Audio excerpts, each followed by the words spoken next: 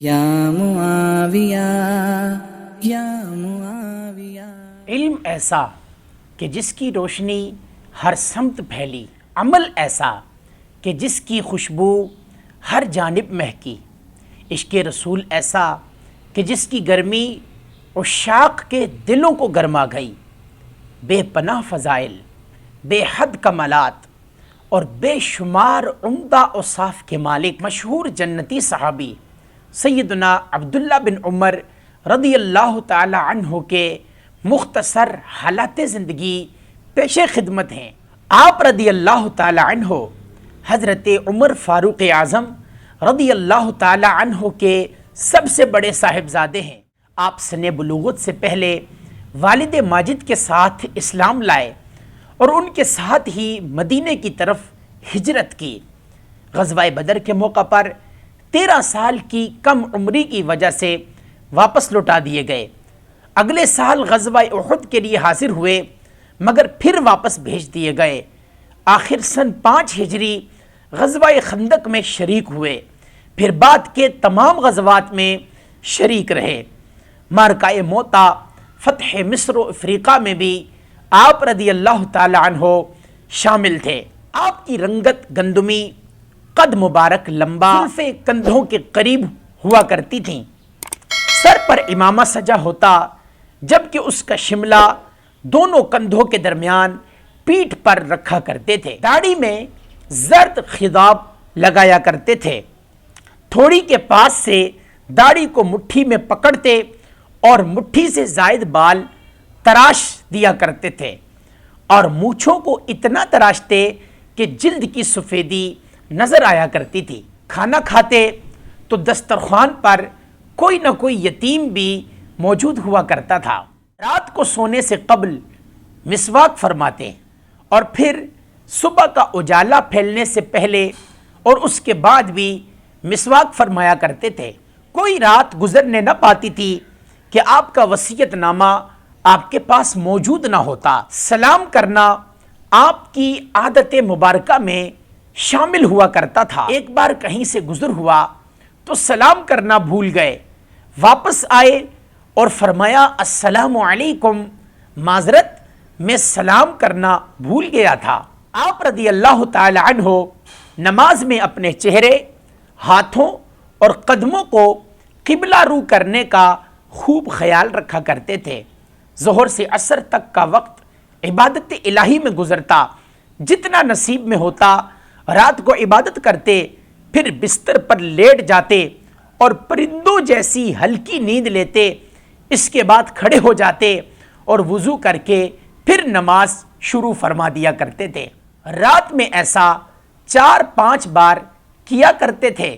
جب کبھی آپ کی عشاء کی جماعت نکل جاتی تو پھر آپ بقیہ پوری رات ہی عبادت میں گزار دیا کرتے تھے۔ آپ رضی اللہ تعالی عنہ نبی کریم صلی اللہ تعالی علیہ وآلہ وسلم کا ذکر مبارک کرتے تو آنکھیں آنسوؤں سے ڈبڈبا جاتی تھی اور آنکھوں سے آنسو بہہ نکلا کرتے تھے۔ منبر انور پر جس جگہ نبی اکرم صلی اللہ تعالی علیہ وآلہ وسلم تشریف فرما ہوتے تھے، آپ اس جگہ پر ہاتھ رکھتے اور اپنے چہرے پر پھیر لیا کرتے تھے۔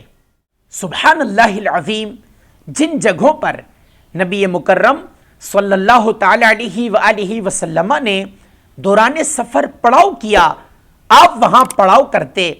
جن مقامات پر حضور نبی رحمت صلی اللہ تعالی علیہ وآلہ وسلم نے نماز ادا کی، آپ ہر اس جگہ پر نماز ادا فرمایا کرتے تھے۔ جہاں جہاں نبی رحیم صلی اللہ تعالی علیہ وآلہ وسلم نے اپنی اونٹنی بٹھائی، آپ ان جگہوں پر جاتے اور اپنی اونٹنی کو وہاں پر بٹھایا کرتے تھے۔ اپنی سواری کو ہر اس راستے پر موڑا کرتے جہاں سے نبی پاک صلی اللہ تعالی علیہ وآلہ وسلم کا گزر ہوا۔ وجہ پوچھی جاتی تو ارشاد فرماتے، میں چاہتا ہوں پیارے نبی صلی اللہ تعالی علیہ وآلہ وسلم کی پیاری سواری کے کسی قدم مبارک کی جگہ پر میری سواری کا بھی قدم پڑ جائے۔ اللہ غنی۔ ایک بار نبی کریم صلی اللہ تعالی علیہ وآلہ وسلم ایک درخت کے نیچے اترے تھے۔ بعد میں آپ رضی اللہ تعالی عنہ اس درخت کی دیکھ بھال کرنے لگے اور اس کی جڑوں کو پانی دینے لگے کہ کہیں یہ درخت خشک نہ ہو جائے۔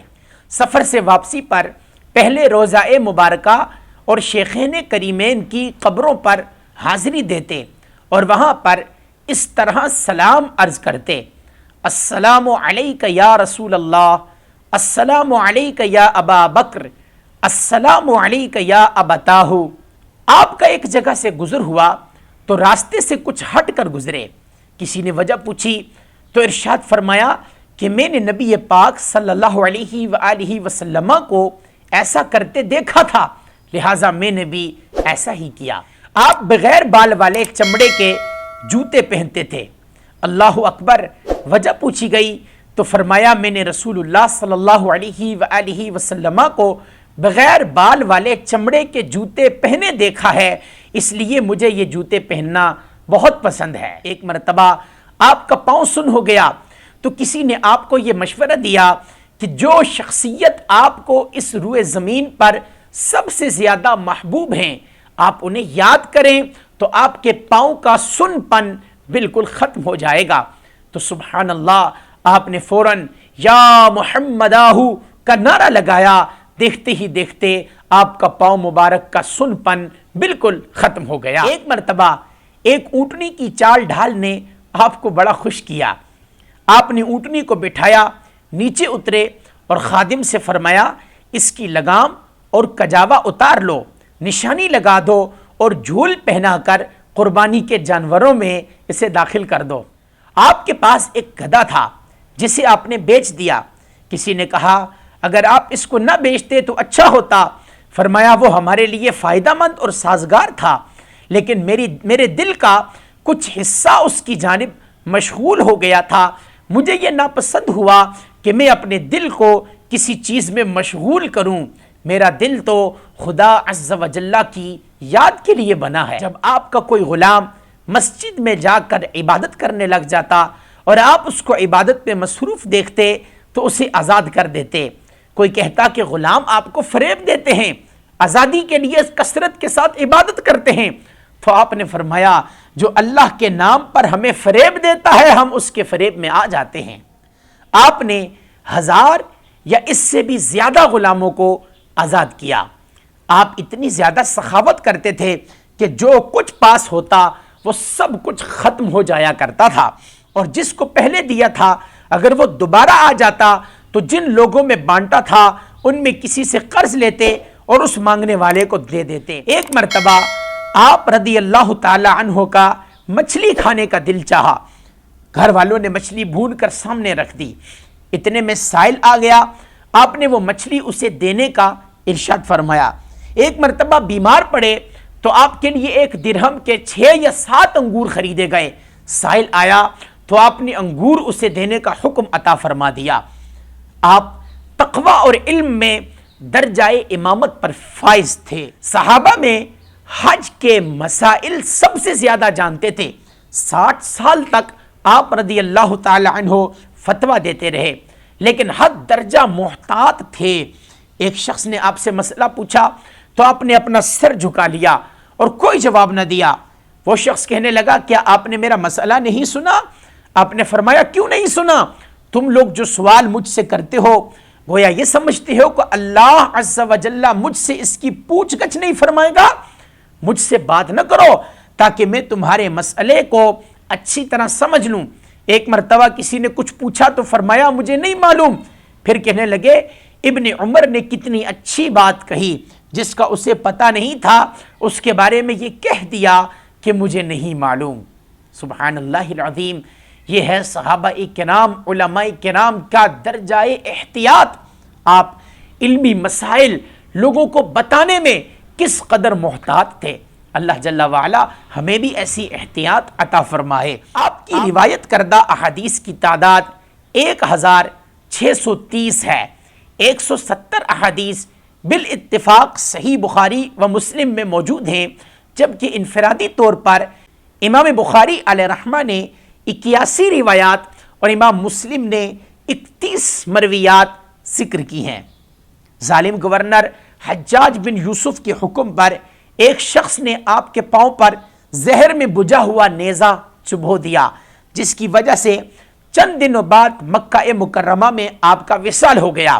حضرت عبداللہ بن عمر رضی اللہ تعالی عنہ نے حضرت عبداللہ بن زبیر رضی اللہ تعالی عنہم کی شہادت کے 2 یا 3 ماہ بعد یعنی سن 73 ہجری شعبان یا رمضان میں وفات پائی۔